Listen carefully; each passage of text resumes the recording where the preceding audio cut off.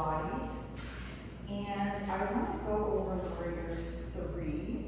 So we're going to start at the top of the mat.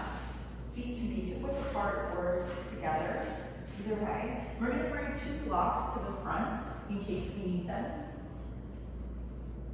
On the tall setting.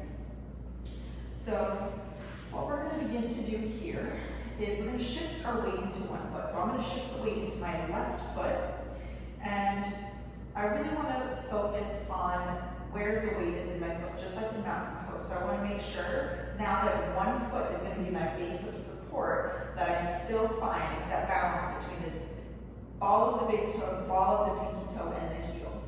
And then I'm going to step this foot back behind me. So there's a lot of ways to come into this, but we're just coming from mountain pose.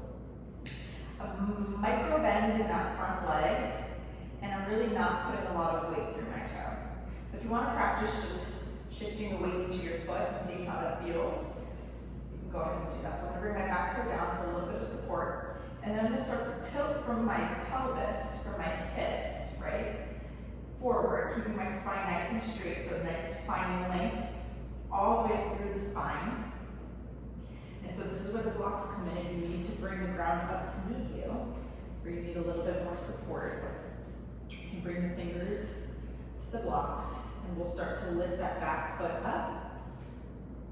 And then you really don't have to pay attention. If you're starting to tilt your pelvis up, I want you to draw the right hip down so that your pelvis is nice and level.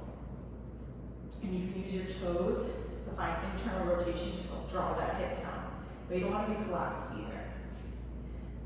Good. From here, if you find that you have good balance, you can bring your arms to your hips. You can airplane your arms down. So if I do that, then I want to engage my shoulder blades and creating length through my heel all the way to the top of the head. And then finally, arms can come up beside the ears.